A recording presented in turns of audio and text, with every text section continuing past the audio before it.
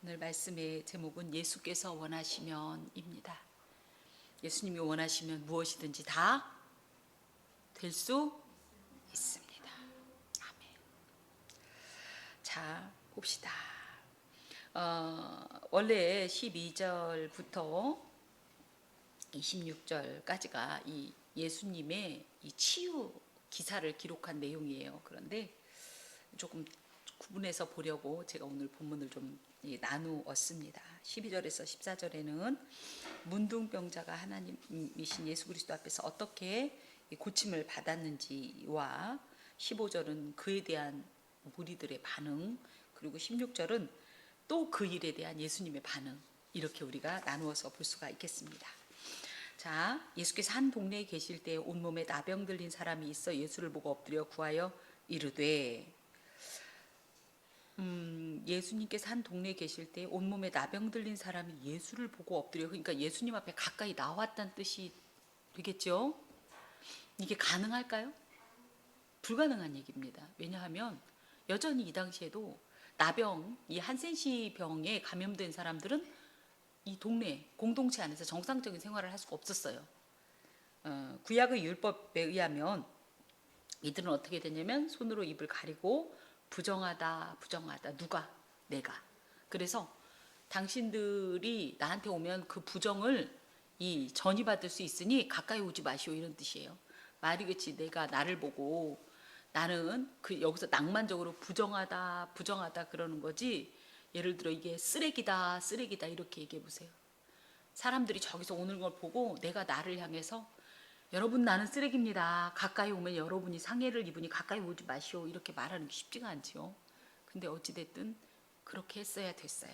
그리고 머리를 풀어 헤치고, 그래서 외양으로 멀리서 보더라도 머리를 풀어 헤쳤으면 뭐예요? 저 사람 나병 환자구나. 그래서 가까이 안 하도록. 물론 이것이 이 백성 공동체 입장에서는 하나님의 이 거룩성을 온전히 유지하고 보존해야 되기 때문에 이런 것을 주신 것이지만, 그래서 그 사람 자체가 실제로 부정하다라기보다는 그만큼 죄가 그렇게 전염성이 강하고 많은 이들에게 해악을 끼치는 부정한 것이므로 가까이 하지 말라라는 하나님의 교훈이긴 하지만, 실제적으로 이것을 인격을 가진 한 인간이 이 일을 당하는 일은 참 쉽지는 않았어요. 근데 어찌됐든 이 일이 그때까지 계속되어 왔었습니다. 그래서 동네가 있으면 동네 금방, 동네로 들어가지 못하고 동네 근방, 그러니까 동네 밖에서, 그래서 사람들이 다니지 않는 곳에서 그래서 자기들끼리 이렇게 때를 지어가면서 살았었는데, 그런데 만약에 예수님께서 어떤 동네 한가운데에 계셨다, 동네 속에 계셨다, 마을 회관에 계셨다, 그러면 이 나병 환자들이, 이 한센시병 환자들이 예수님을 만날 수 있었을까요, 없었을까요? 못 만났겠죠.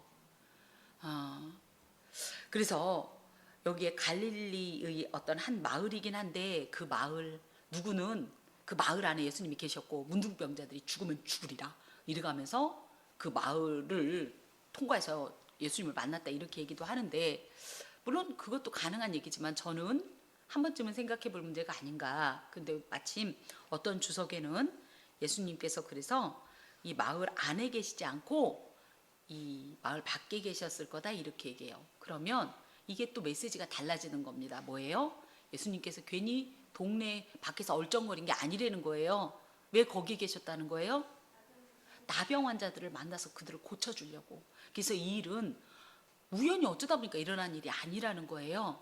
예수님께서 의도적으로 그들을 만나시고 그를 치유하시기 위해서 동네, 그 어찌됐든 뭐 완전히 혼자 뭐 동네 저쪽인데 이쪽에 계실 정도는 아니지만, 그래도 그들이 접근할 수 있는 어느 정도의 어떤 이런 공간에 계시지 않았을까. 제가 이 말씀을 통해서 받는 이 은혜가 이렇습니다. 우리가 예수께서 먼저 손을 내밀지 않으면 우리가 먼저 손을 내밀 수 있을까요? 그분이 당신을 짜잔하고 보여주지 않으면 우리가 그분을 볼 수 있을까요? 예, 그런 의미에서 우리의 오늘 지금 나의 다 된 것은 오직 주의 은혜라는 그 고백처럼 우리가 지금 이 모든 것이 가능한 것은 예수님의 은혜라는 사실을 기억해야 합니다. 예수께서는 그래서 영광의 자리, 그럴듯한 자리를 원하셨다기보다는 언제나 가난한 자, 예수님이 필요한 자, 예수님이 필요한데 그것도 모르고 우는 자를 향해서 그 손을 내어 미셨다는 사실을 이 말씀 중에 포함하고 있습니다. 특별히 성경에 이 사람을 누구라고 하냐면 온몸에 나병 들렸다 이렇게 표현해요. 근데 이게 누가복음에만 이렇게 되어 있고요. 마태복음이나 마가복음의 병행 본문 같은 내용을 기록한 마태나 마가복음에는 그냥 한 문둥병자 이렇게 돼 있어요. 근데 온몸에 이 나병이 걸렸다라는 표현을 한 것은 누가 직업이 의사니까 의사인 누가는 그것을 정확한 어떤 진단명을 내리는 겁니다. 그래서 온몸에 이 나병이 들렸다는 건 문둥병이 가득 찬 남자에서 지금 현재 문둥병 이 한센시 병의 상태가 이게 같은 말인데 우리가 성경을 늘 문둥병 내지는 나병으로 읽다 보니까 요즘 현대적인 어떤 진단명은 한센시 병입니다. 근데 이제 저희가 자꾸 이제 저도 목회자가 이렇게 가능하면 표준어를 써야 되는데 습관이 워낙 되다 보니까 그걸 좀 용납해 주시길 부탁을 드립니다. 그래서 막 교차해서 쓰더라도 헷갈리지 마세요. 자, 이것은 이 온몸에 이렇게 퍼졌다는 건 매우 앓은 지가 오래됐다. 매우 만성적인 상태이고 그러면서도 온몸에 이 병이 펴졌다는 건 그만큼 지금 심각하여 도무지 물론 문둥병 자체가 스스로 헤어나오기가 쉽지 않은 병이기도 하지만 어찌됐든 그 정도로 지금 이 사람이 이 심각한 상태였다라는 것을 누가는 기록하고 있습니다.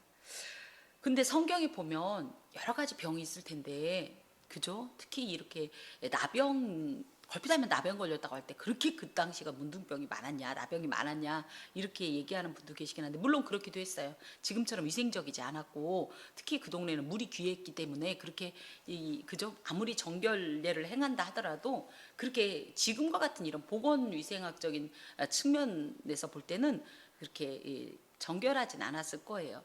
거기에다가 하나 더 이해할 거는 어떤 조금 심각한 질병, 피부 질환이면 나병이라는 표현을 많이 썼다는 얘기도 합니다. 어찌됐든 그렇지만 어느 정도 알아서 나아질 것 같으면 이렇게 나병으로 치부하지 않았대요. 이 사람은 나병이다라고 이 진단을 내릴 정도로 굉장히 심각하고 그야말로 손을 쓸 수 없는 중증 상태일 때 이런 진단명을 내렸다고 합니다. 자, 특별히 이 나병은요 신경에 영향을 미치는 게 너무 치명적이에요. 우리 아프면 고통스럽죠. 몸이 아프면 고통스럽잖아요. 그런데 이 몸이 아프다는 것은 역발상적으로 생각하면 아프니까 고칠 수 있는 거예요.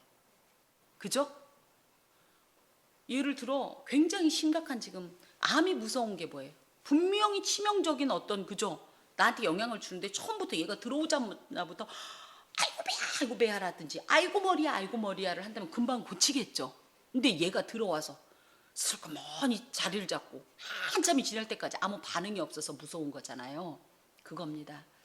우리 몸의 고통을 그래서 그 헨리 나우엔 목사님인가가 이게 은혜라는 거예요. 아프니까 고칠 수 있어요. 아프니까 감각하고 그것에 대한 어떤 대처 방법을 갖게 되는 거예요.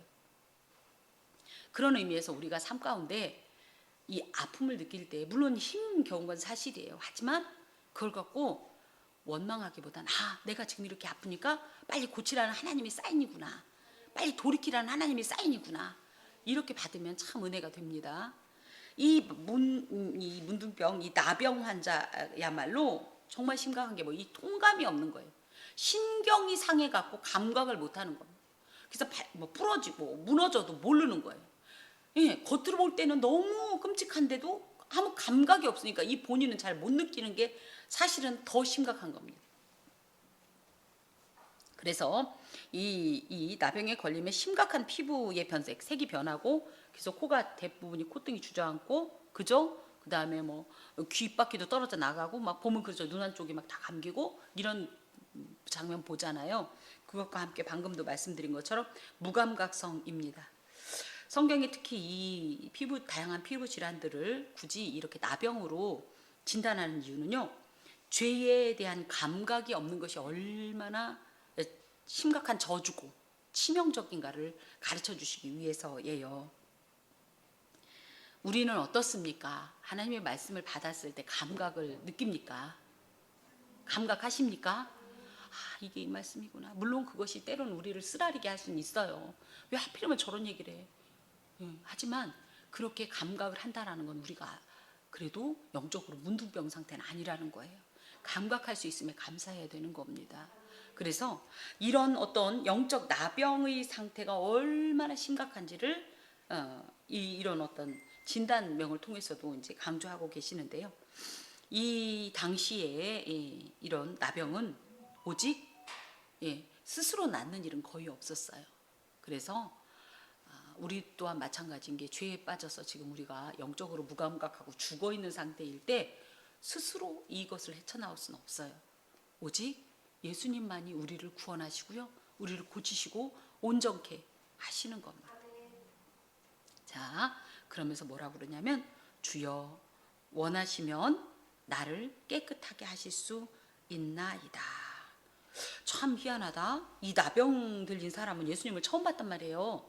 근데 어떻게 이분에 대해서 이렇게 신앙이 좋은 말을 할 수가 있을까요? 소문을 들었자. 물론 우리가 이제 지난주에 했던 것처럼 시몬 베드로가 물고기를 어마어마하게 잡은 사건도 있고 그 전에 이제 병 고친 다양한 사건들이 있는데 보세요. 지난주에 우리가 봤던 내용 중에 5장 1절에 뭐 무리가 몰려와서 하나님의 말씀을 들을 수 있어. 제가 뭐라고 그랬죠? 무리들이 그냥 한두 명이 온 정도가 아니라 서로 막 밀치듯이 몸싸움을 하듯이 예수님을 향해서 빽빽한 구름처럼 몰려들었다고 했어요. 시몬 베드로의 그 사건을 우리는 시몬 베드로의 관점에서만 이해하지만 사실은 중요한 게 뭐예요? 이 모든 사건을 처음부터 끝까지 목격한 사람들이 있다. 누구? 제자들? 방금 제가 말씀드렸잖아요. 5장 1절에 누구? 무리들.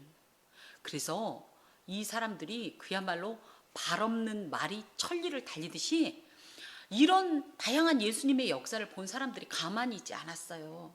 그러면서 막 이렇게 얘기를 한 것이 이제 소문이 돼서 세상에 그 소문이 얼마나 퍼졌으면 공동체 밖에서 사는 이 나병 환자에게도 들린 거예요.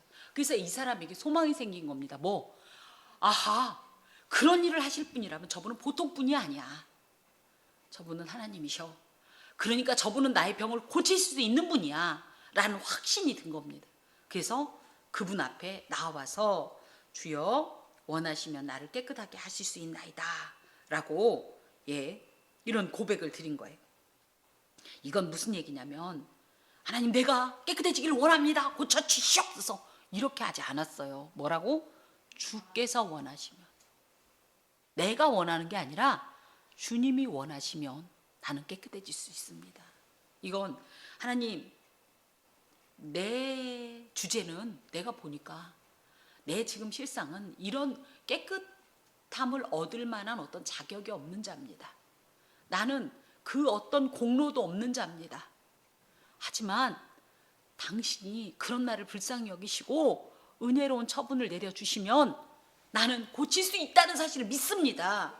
얼마나 참으로 귀한 믿음의 고백입니까?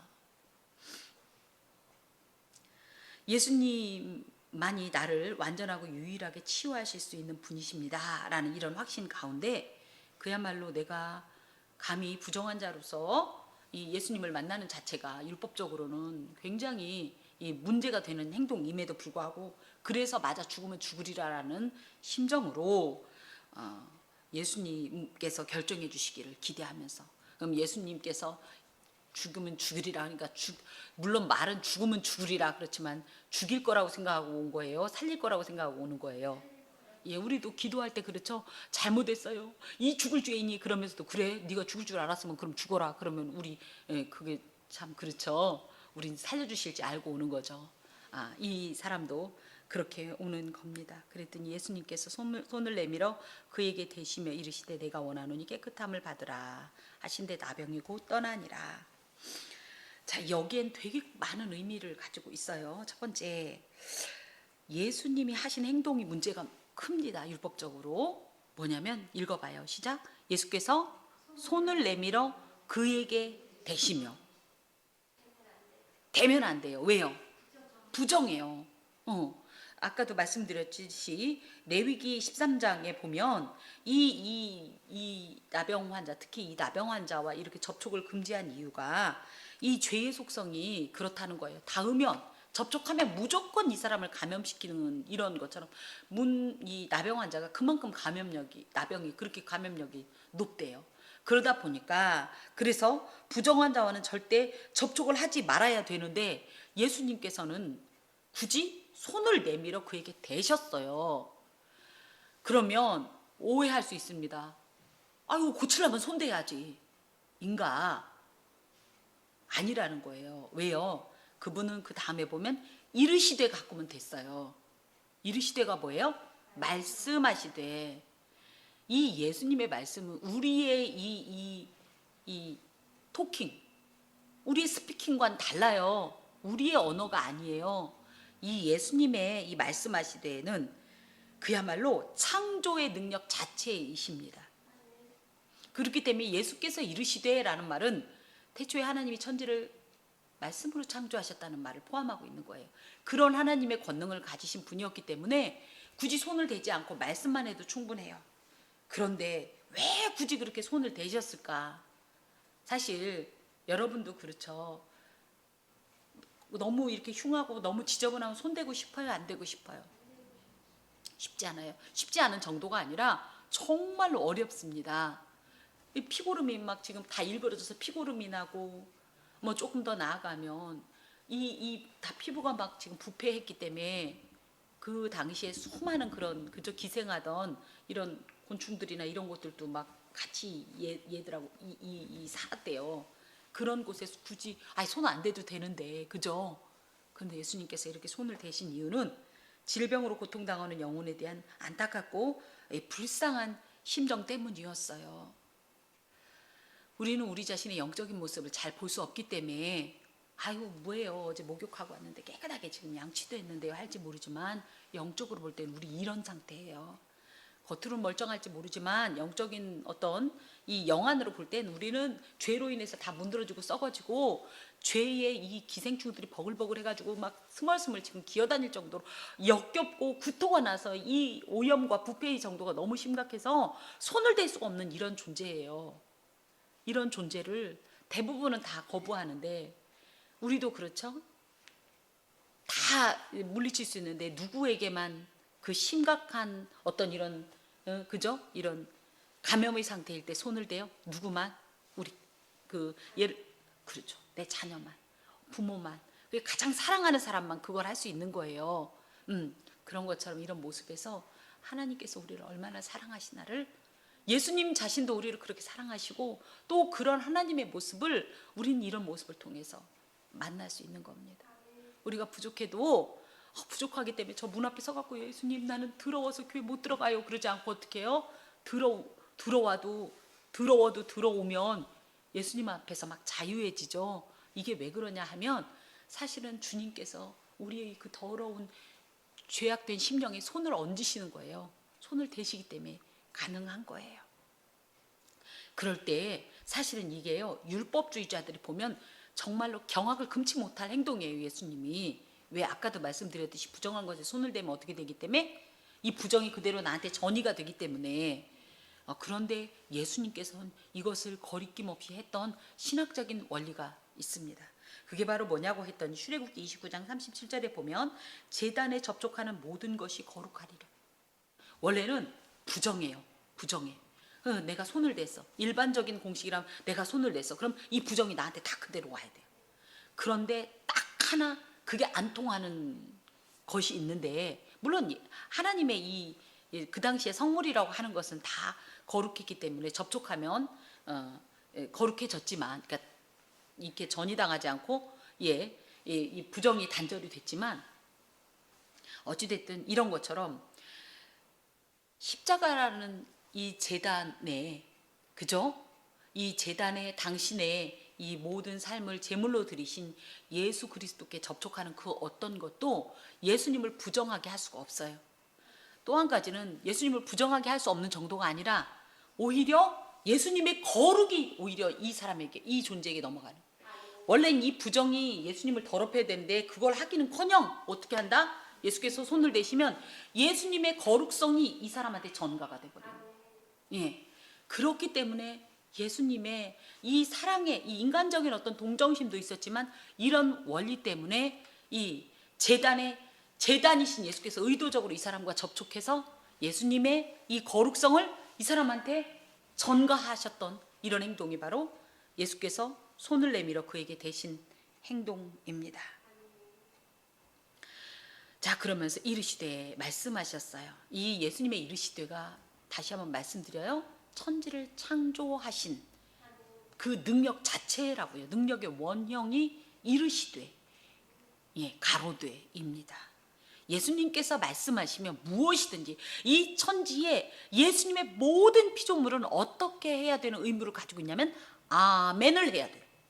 예수님께서 명하시면. 그래서 우리가 아까도 했던 것처럼 바다, 그 흉흉한 어떤 이 파도, 어떤 바람, 어떤 세력이라 할지라도 예수 아래에 있는 모든 피조물은 왕이신 그 창조주이신 예수님의 말씀 앞에 모두 어떻게 된다? 아멘을 해야 돼요. 그러니까 예수께서 이르시되 이미 사실은 끝난 거예요. 이 사실은 반드시 이루어진다라는 사실이죠. 그러면서 뭐라냐? 내가 원하노니. 자, 왜 이 말씀을 하시냐고 했더니 12절에 주께서 원하시면, 주여 원하시면 나는 깨끗해질 수 있습니다 했더니 나도 그것을 원한다. 이렇게 말씀하십니다. 사실 우리가 원하는 게 되게 많아요. 그래서 그걸 막 말을 많이 해요. 그렇지만 같은 말과 같은 소원이라고 그래도 이 주님과의 격이 일체 다른 거예요. 본질적으로 우리의 말과 능력이 제 아무리 무엇이 있다 할지라도 이 창조주이신 하나님의 이 말씀의 권능과는 비교가 안 되는 거예요.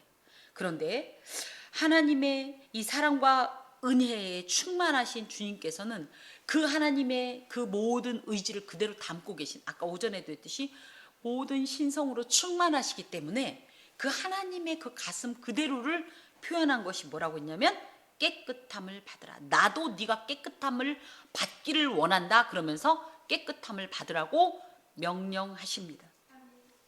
이것은 창조주이신 예수 그리스도의 명령에 대한 이 세상의 모든 것의 당연한 반응이에요. 깨끗함을 받으라 하신데 나병이 곧 떠나니라. 그러니까 뭐 말씀하셨다고 뭐 되나가 아니라 아까도 말씀드렸듯이 피조물인 모든 존재는 다 자신을 지은 그 하나님의 명령 앞에 무조건 아멘을 해야 되는 게 기본적인 원리입니다. 그러니까 우리 창조주신 예수께서 내가 원한다, 깨끗함을 받으라라고 하자마자 그 나병은 당연히 아멘을 할 수밖에 없는 거예요. 자기가 아무리 악하건 아무리 고질적이건 아무리 심각했건 간에 떠나라 하면 떠날 수밖에 없는 어떤 입장을 이 말씀을 통해서 보여주면서 예수의 이름으로 병마로 상징되어지는 그 어떤 질고 또 창조의 질서에 역행하는 수많은 악한 상황들, 또 불합리한 상황들, 불리한 어떤 일들은 반드시 쫓기게 되어 있다는 거죠. 예수님은 빌립보서 2장 6절을 우리가 이제 굉장히 많이 하고 있으니까 그는 하나님의 본체시다. 그렇기 때문에 이 예수님의 권위, 이 예수님의 이 명령 앞에 그 어떤 것도 감히 대항할 수 없습니다. 설령 마귀라 할지라도. 그래서 저희는 오전 말씀과 같이 연결이 되는 거예요. 오전이 왜냐하면 그리스도론이니까. 그래서 감히 우리 하나님이신 예수 그리스도 앞에 그 어떤 것도 감히 대항할 수 없다라는 사실을 기억해야 돼요.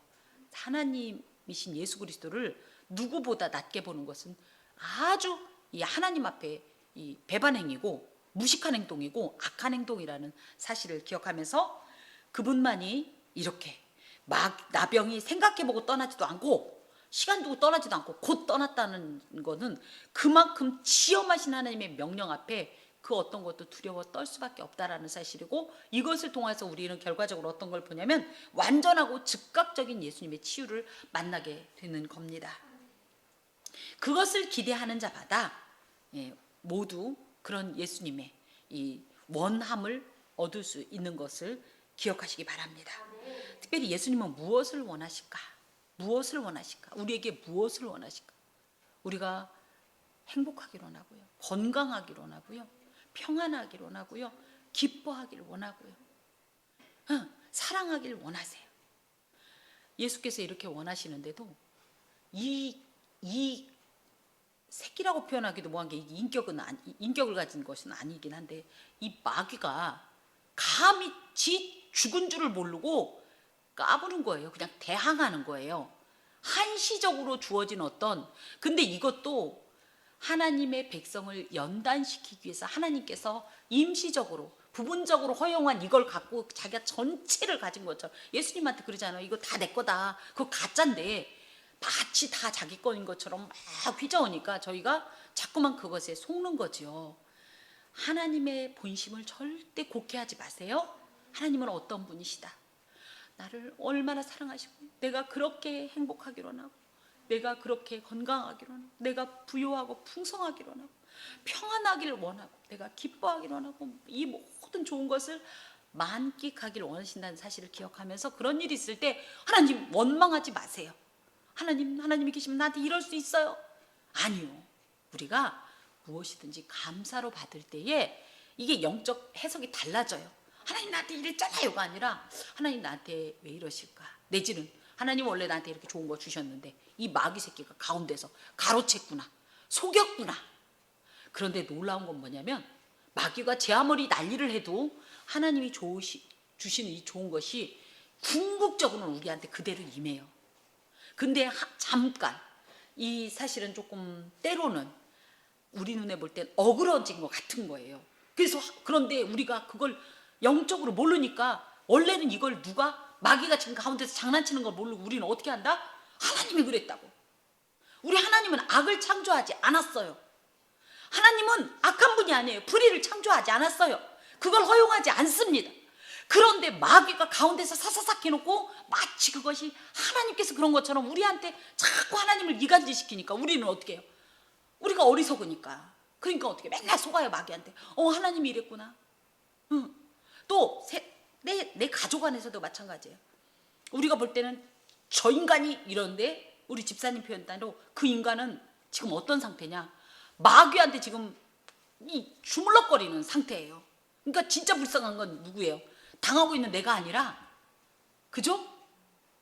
아무것도 모르고 마귀한테 주물럭거리는 그야말로 그 인간이 더 불쌍한 거예요. 우리가 잘 기억하고, 관계 속에서나 또 어떤 일도 그렇습니다. 하나님이 계시면 탁탁탁 이렇게 될 줄 알았더니 하나님 원래 그렇게 하시려고 다 우리에게 허락하셨어요. 근데 이 죄의 세력 때문에 이것들이 자꾸 얽히고 설켜서 뻔히 될 선한 일들을 자꾸 뒤엉키게 만드는 거예요. 그랬더니 우리는 어떻게 해요? 하나님이 나한테 이럴 수 있어요. 믿으면 잘 된다면서요. 기억하세요. 궁극적으로 반드시 하나님이 약속하신 건 이루어져요. 근데 그 사이의 과정 속에서 마귀가 역사하고, 마귀가 그것을 하나님이 하신 것처럼 이렇게 하니까 우리가 하나님을 오해해요. 그런데 그러면 하나님 바보냐? 우리 하나님이 어떤 분이십니까? 우리 하나님은 심지어 이런 악조차도 선으로 바꾸시는 분이에요. 그래서 우리가 마귀 때문에 막 시달렸으면서도, 그래도 내가 죽으면 죽었지, 내 하나님 놓치러 가라 하면서 하나님을 향한 믿음의 줄로 나를 막 둘둘둘 매고 막 흔들거리거나 말거나 이 하나님을 붙잡고 막 견디다 보면요, 어떤 일이 있냐면, 당연히 마귀는 떠나고 하나님의 역사가 이루어지만, 놀라운 건 그 사이에 내가 확 커버려요. 내가 확 강해져 버려요. 그래서 어머, 나는 이거랑 싸우느라고 정신없었는데, 그러니까 이걸 싸우려니까 어떻게 해요? 하나님밖에 할 수가 없잖아요. 우리는 못 이기니까. 그래서 막 하나님의 이름을 붙잡고 막 낭떠러지와 같은 곳에서 그 믿음의 줄만 붙잡고 막 몸부림을 쳤는데, 어쩌다 보니까 영적인 막 근육이 빵빵하게 생기면서, 제가 여자니까 갑바는 아니지만 막 가슴 근육도 생기고 막 이러면서, 이제 예전에는 막 흔들흔들하고 끊어질 것 같고 막 놓칠 것 같았던 이 약함이 사라지고, 믿음이 막 견고해져 갖고 짱짱해져 갖고 믿음의 근육이 막 생겨가지고, 그래서 나 그거 겪어봤는데 에이 이러면서, 하나님 우리 둘이 얘기해요, 이런 어떤 상태를 만드시는 게 하나님의 이 모든 역사입니다. 그래서 어떤 일을 만났을 때 이것만 보지 마요. 우리는 누구예요? 하나님의 눈을 가진 사람이 이따만큼 큰 눈으로 보세요. 아이고 이거 저거구만. 하나님이 이렇게 하셨는데 네가 여기서 지금 장난질 치는구나. 네가 아무리 그래봤자야. 우리 아빠가 나한테 주신 거 누구도 못 뺏어? 그래봐. 하여튼 그럼 시간 끌기다. 그래서 제가 여러분 그랬죠. 시간에서 지지 마라. 시간. 아셨죠? 시간을 우리가 너무 조급하게 잡으면 우리가 넘어져요. 우리 발길에. 요때쯤은 되겠지. 아이고 저렇게 되면 변화될 줄 알았더니 안 변화되니까 막 조바심 내는데 하나님이 약속을 잡으세요. 그분은 분명히 이렇게 말씀하셨어요. 그 약속을 했으면 이건 반드시 이루어진다는 생각에 그 사이에 무슨 일이 일어나도 나는 하나님만 붙잡고 나는 우리 하나님이 하시겠다고 그 하신 그 약속을 난 믿어. 그러니까 난 꼼짝 안 할 거야. 해봐라. 내가 넘어지나. 해가면서 하나님만 붙잡으면 놀랍게도 당연히 약속하신 일도 우리가 받고 또 뭐다? 우리도 성장하게 되는 겁니다. 자 봅시다. 예수께서 그런데 아까 이제 우리 점심 때 했던 얘기가 딱 나오는 거예요. 예수께서 그를 경고하시되 아무에게도 이르지 말고 가서. 그러니까 뭐예요? 쉿. 왜 이렇게 자꾸 예수님은 아무한테도 말하지 말라고 그러나? 이 사실을 얘기 안 하고 배길 수가 있나? 그죠? 이 어마어마한 사실을 거기다 대고 아무한테도 얘기를 안 할 수가 없는 게 보세요. 이 사람이 이 문득병이 싹 나았어요. 싹 나았어. 그래갖고 이제 그러면 어떻게 돼요? 집으로 돌아가야 될 거 아니에요. 집으로 딱 돌아갔어요. 그랬더니 그 식구들이 어머 당신은 했잖아요. 오지 마세요. 그런데 예수님의 말씀 말하지 말라고 해서 막 그러면서 그냥 그래요. 어떻게 하겠어요? 이차저차 여차저차 해갖고 예수님이 그때 이렇게 하고 이렇게 주님 원하시면 된 거 아니에요. 이렇게 얘기를 하게 돼 있어요. 그럼 그 얘기를 받은 사람이 또 가만히 있어요? 설령 이 사람이 저거 한다고 해도 진짜 어려운 말씀이긴 해요. 그런데도 이렇게 경고하신 이유는 첫 번째가 예수님의 때가 아직 안 됐다는 거예요. 예수님의 때는 어떤 때다? 십자가를 지는 이 때가 아직 안 된 거예요. 상황적으로 아직 무르익지 않았기 때문이에요. 왜냐하면 이 예수님의 때에 이 십자가의 사역을 통해서 하나님의 궁극적이고 그죠? 이 완전한 어떤 이런 구원을 완성할 수 있는데 미리 샴페인을 터뜨리면 이것도 아니고 저것도 아닌 거예요. 왜 그러냐? 이것은 예수님에게 문제가 있진 않아요. 무엇이 문제냐? 사람들에게 문제가 있어요. 뭐요? 사람들이 지금 예수님이 메시아인지 뭔지 이런 어떤 그죠? 미래적인 어떤 건 상관없이 뭘 보는 거예요? 야 저분 병 잘 고친대. 저분 명의야. 내지는 뭐예요? 저분 옆에만 가면 평생 굶어 죽지 않고 살 수 있어. 이러면서 예수님의 본질적인 사역인 죄에 대한 이 모든 구속의 사역에 이르기도 전에 인간들이 이 일을 다 망쳐놓을 수 있기 때문에 예수님께서는 최대한 자신의 소문을 이렇게 제지하시는 겁니다. 예수님은 사실 병 고치러 오신 건 아니에요. 물론 병을 고치실 수도 있고 이건 궁극적으로는 하나님 나라의 선포기 때문에 맞습니다만 병 고치는 요 자체만 갖고 오진 않았어요. 뭘 먹이려고만 오신 건 아니에요. 궁극적으로는 이 모든 것은 구원이라는 것의 단편적인 부분인 거예요.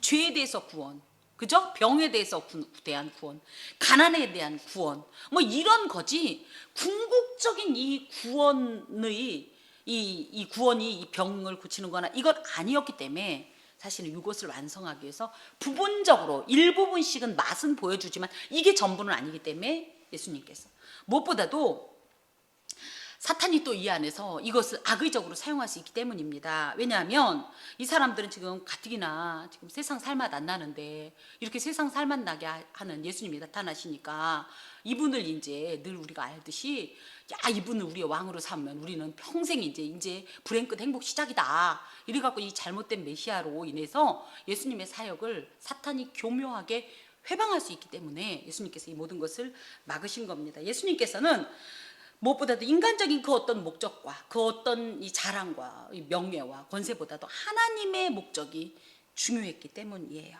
그래서 가서 제사장에게 내 몸을 보이고 또 내가 깨끗하게 됨으로 인하여 모세가 명한 대로 예물을 드려 그들에게 입증하라 하셨더니 그래서 이런 내용 때문에 우리가 구약을 알아야 되는 거예요.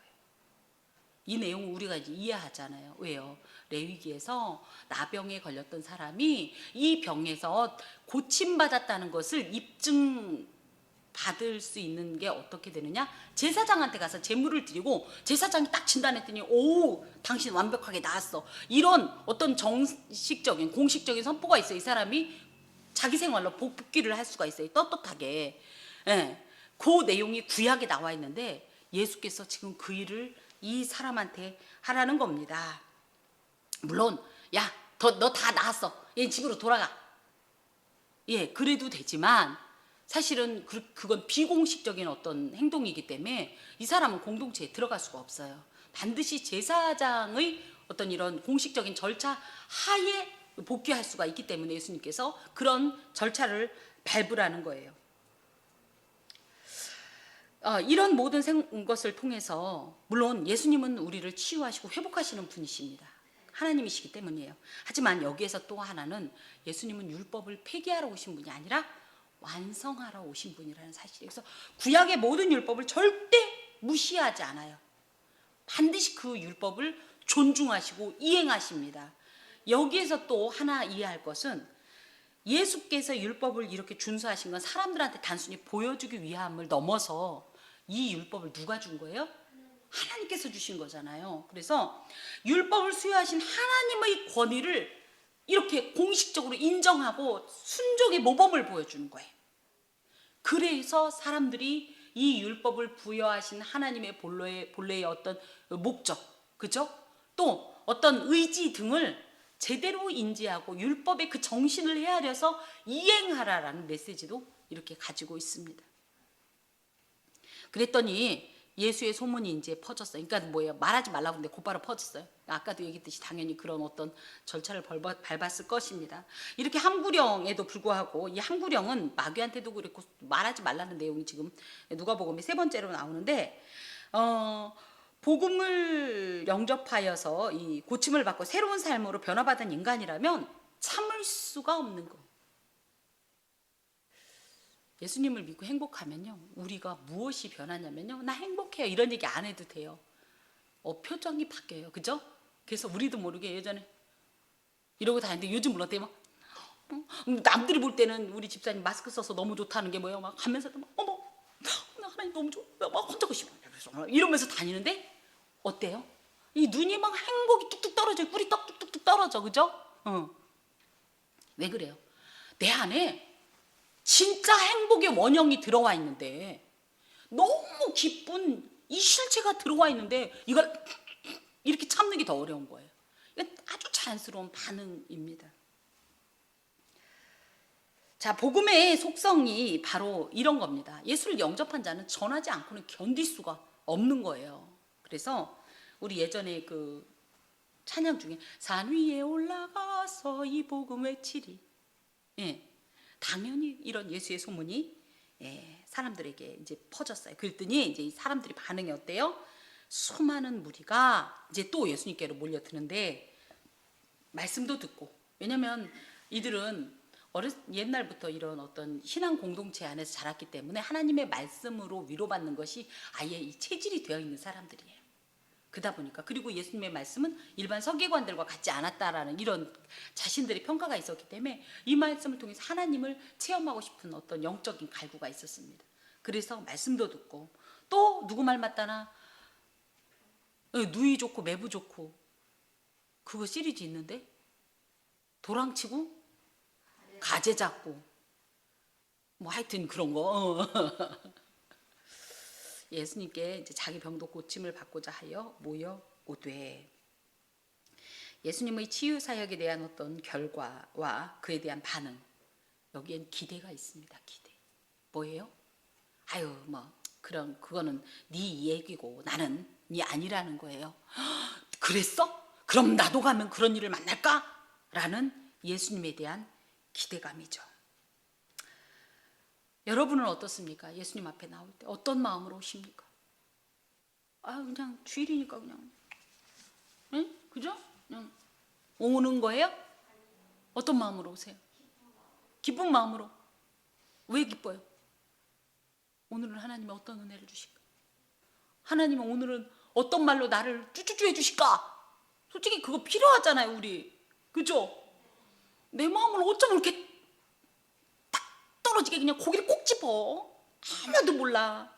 며느리도 몰라. 배우자도 몰라. 내 속으로 난 내 새끼도 몰라.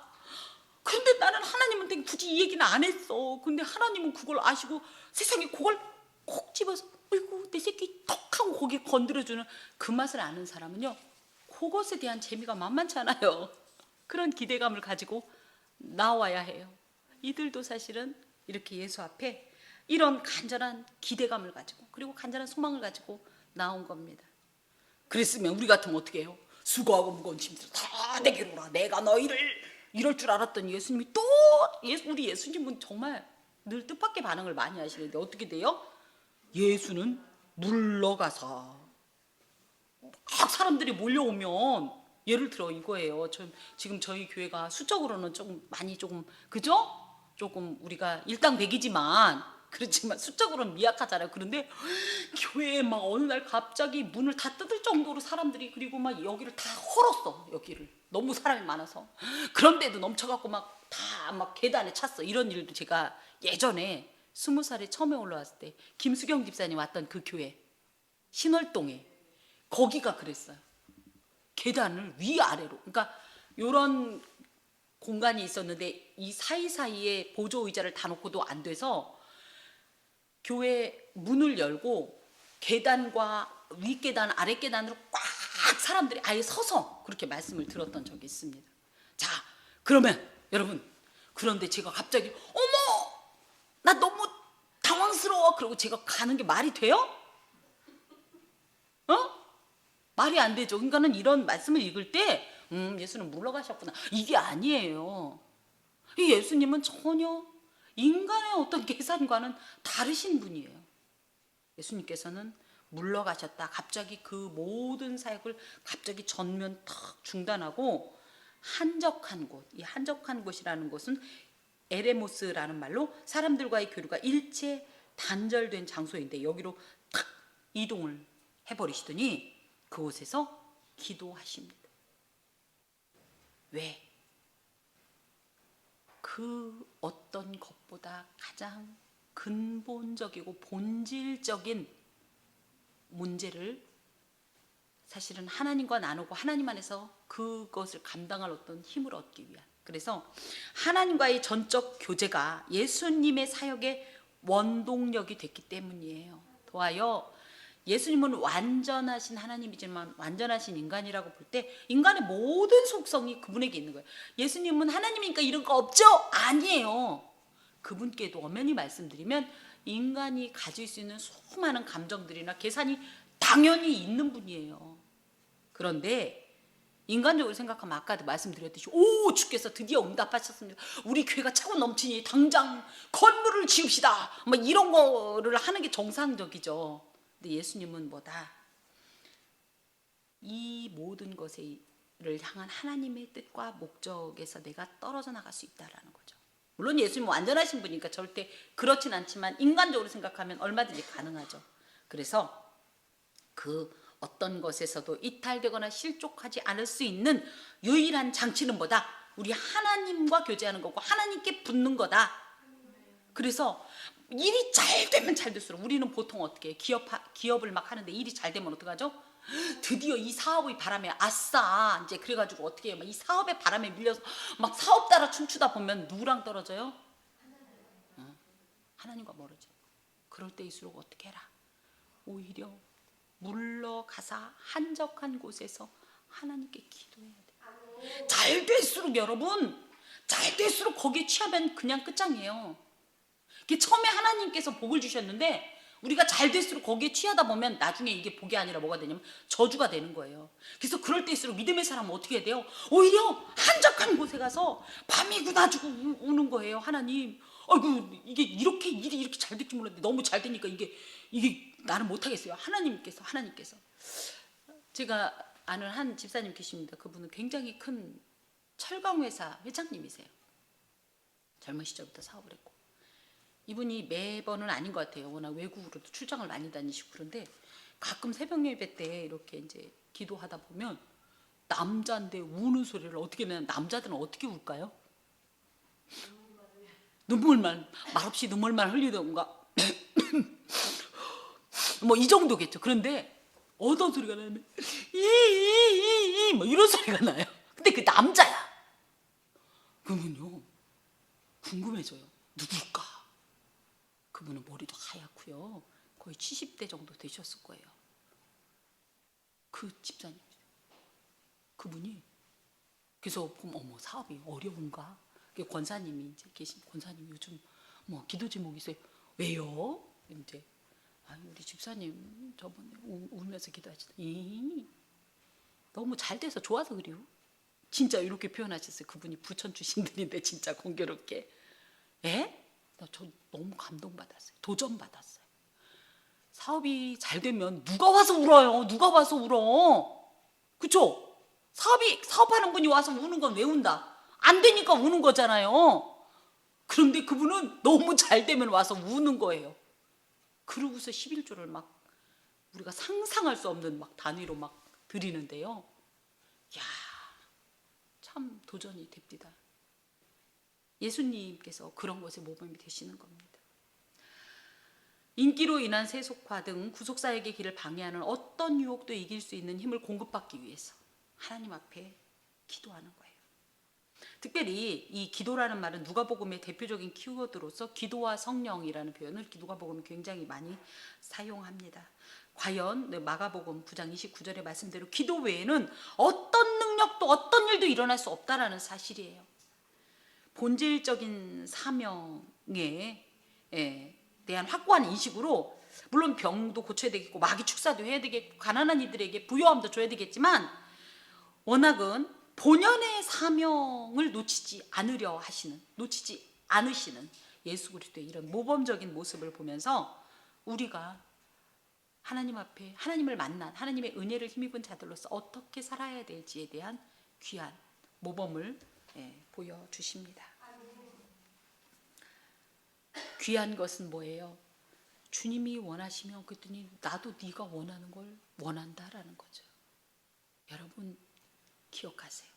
주님은 우리보다 더 우리가 행복해지게 하나님 앞에 이 허락된 모든 좋은 것을 누리길 원하세요.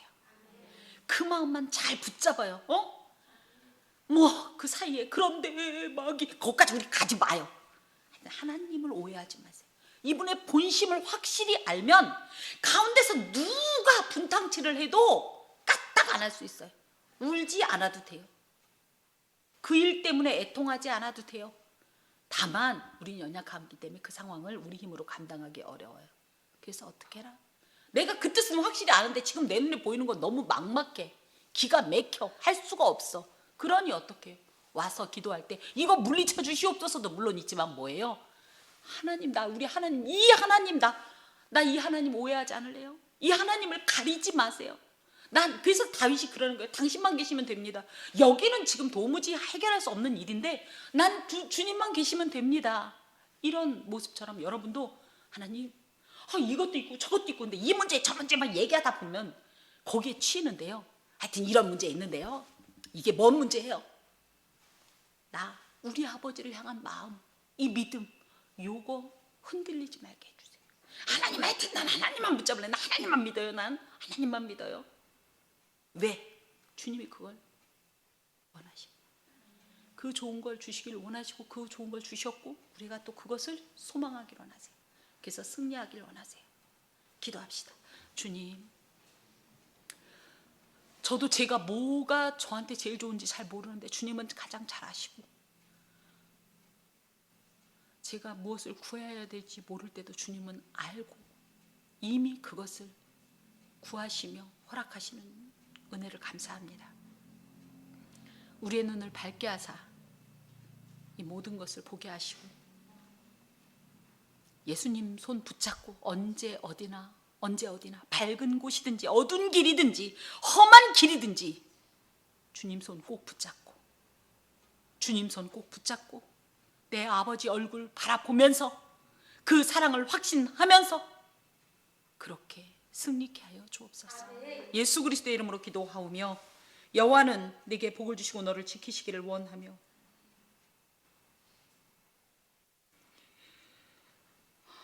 여호와는 그의 얼굴을 내게 비추사 은혜 베푸시기를 원하며 여호와는 그 얼굴을 내게로 향하여 드사 평강 주시기를 원하노라. 아멘.